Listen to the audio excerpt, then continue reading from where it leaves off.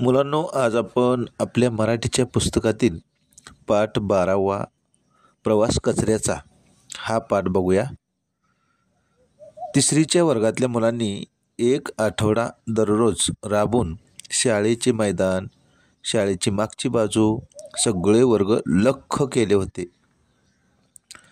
बाईंनी मुलांना कागदाचे तुकडे, पुठ्ठे, रद्दी पेपर, वाळलेले गवत एका डब्यात टाकायला सांगितले होते.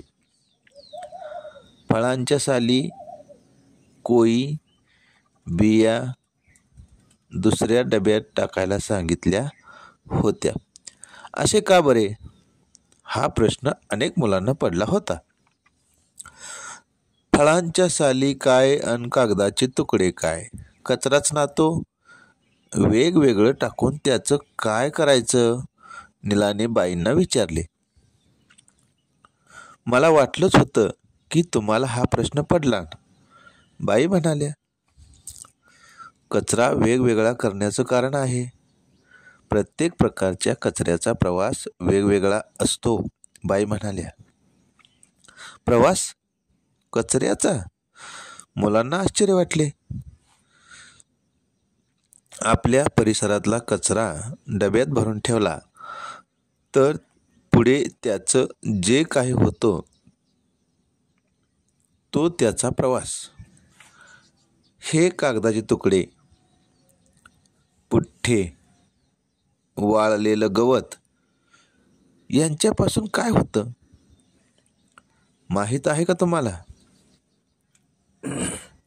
त्यांचा पुन्हा लगदा बनवून वेगवेगळ्या शोभेच्या वस्तू, डब्या, खेळणी, पेन पेन्सिलींची खोकी असं काय काय बनवता येतं.